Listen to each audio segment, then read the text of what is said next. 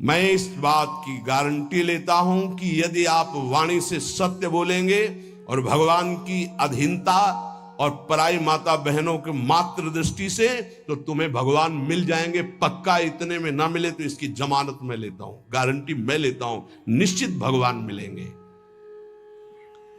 मैंने बहुत इस दोहे को सामने रखा है, सत्य वचन और भगवान की आधीनता और परती मात समान, इतने में हरि ना मिले तो तुलसीदास जमा।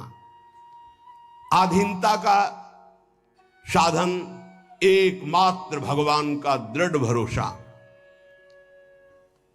जब मैं गोमती नदी के किनारे भजन किया, नारायण की आज्ञा से, अलग अलग आज्ञा होती जाती थी भगवान की, तो वहां से चाहे वो हिंदू हो, चाहे वो मुसलमान हो, चाहे ईसाई हो, कोई भी निकले, हमको सबको नारायण दिखाई दे, सब में नारायण दिखाई देते थे। सबकी चरण रज माथे पे लगाता, सबकी चरण रज माथे पे लगा। अगर कोई इस साधन को कर ले तो बहुत जल्दी देहाभिमान गलित हो जाए।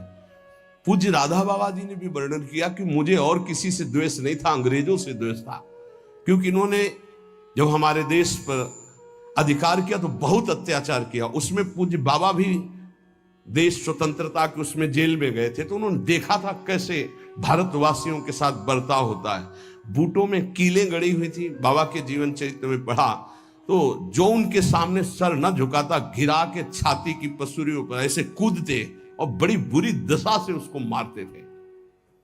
बाबा का भी, बाबा ने जब पीछे से आ रहा था अधिकारी, तो बाबा ने सर नहीं झुकाया कि चाहे मार डाले, मैं इसके विदेशी के आगे सर नहीं झुकाऊंगा। तो बस पीछे वाले ने कहा झुका दो, उन्होंने कहा नहीं कटवा सकता हूं, झुका नहीं सकता। राधा बाबा बड़े जिद्दी स्वभाव के थे।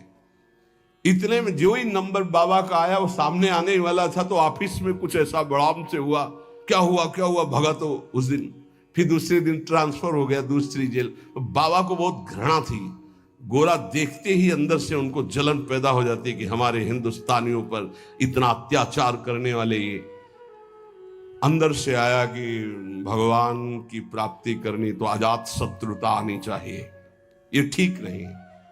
तो गंगा के किनारे घाट पे बैठ जाते, और जब कोई जैसे अंग्रेज निकलता तो चरण धूलि माथे पे लगाते, वो कोई पैसा चढ़ा देता तो छोड़ के चल देते।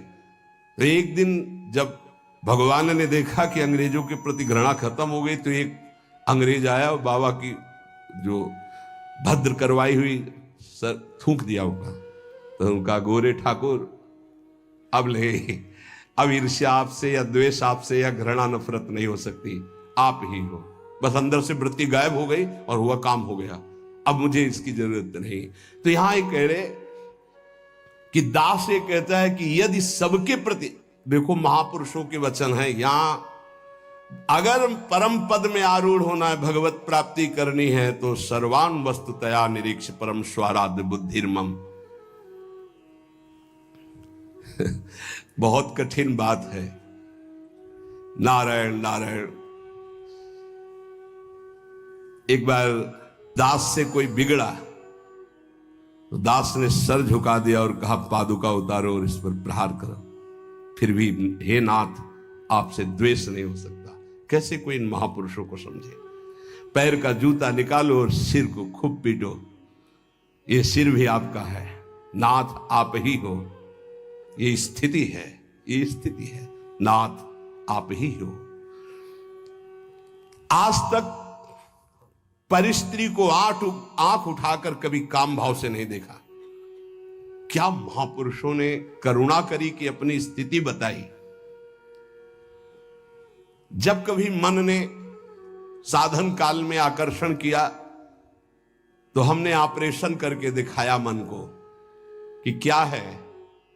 चमड़े से ढका हुआ शरीर, मांस हड्डियां, मूत्र द्वार, मल भरा हुआ उदर में, फौरन मन भागा और नारायण की शरण में गया। ये क्यों लिख रहे हैं? साधकों के लिए। कभी कोई पाप कर्म, नारायण तब अज पाजा। आपसे प्रार्थना है जब आपका मन ऐसे करे तो ऑपरेशन करके मन को दिखाए कि कुछ नहीं है, व्यर्थ में क्यों समय नष्ट करोगे, क्यों हृदय मलिन करोगे। जो नियम तुम स्वयं स्वीकार किए हो या गुरुदेव ने दिए हो, उसे कभी भी किसी भी स्थिति में नहीं छोड़ना चाहिए। चाहे सुखद परिस्थिति हो, चाहे दुखद परिस्थिति हो, आप उपस्थित हैं उस समय। चाहे वो भजन का हो, चाहे वो सेवा का हो, चाहे वो व्यवहार का हो, आप ध्यान दीजिए, आपको परमार्थिक बहुत लाभ होगा यदि आप ऐसा करेंगे। भगवान की जो इच्छा है उसमें तुम राजी होना सीख जाओ। ये बात हमने एक, जैसे यूरोप की उससे ऐसे हमने एक, अब हमको तो ज्यादा अंग्रेजी आती नहीं, let the will of God be done, DONE है डन। हाँ भाई, हम तो ज्यादा पढ़े कि जो भगवान की इच्छा है उसमें अपनी इच्छा को मिला दो। मैंने ये सूत्र अपनी डायरी पे लिखा। हमारे यहाँ चतुराशी जी में, ये तो अंग्रेजी से लिखा, हिंदी से, जोई जोई प्यारो करे सोई मोहि भावे। ये सूत्र है, अगर इसको स्वीकार कर लिए, समस्त चिंताओं से मैं मुक्त हो गया इस सूत्र से। भगवान की जो इच्छा है उसमें अपनी इच्छा मिला दो। लेकिन इतना भजन होना चाहिए कि ये पता चले कि भगवान की इच्छा है कि मेरी इच्छा है। इसमें समझना ही तो सब भगवान की इच्छा मान के फिर कहेंगे कि भगवान की इच्छा के बिना पत्ता नहीं हिलता है, तो जितना पापाचरण वो सब भगवान की इच्छा से। नहीं, ऐसा नहीं। इसीलिए विवेक की आवश्यकता है, मन के संकल्प को और भगवत इच्छा को देखना।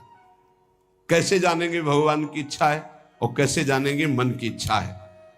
जो इंद्रियों की विलासता का संकल्प बना करके कार्य किया जाता है वो मन की इच्छा होती है, और जो बिना संकल्प के अकस्मात, वो भगवान की इच्छा। जैसे हम जा रहे हैं, किसी को जरा सा धक्का लगा, उसने पीट दिया हमको, ये मेरा कोई संकल्प नहीं था, या अचानक कोई ऐसी घटना घट गई, सामने वाले को दुख पहुंच गया, मेरा संकल्प नहीं था, या किसी भी तरह की कोई, वो भागवतिक होता है विधान। हम उसमें अपनी इच्छा, मन के संकल्प के द्वारा जो इंद्रिय जनित, वासना जनित, वो भगवान की इच्छा नहीं होती।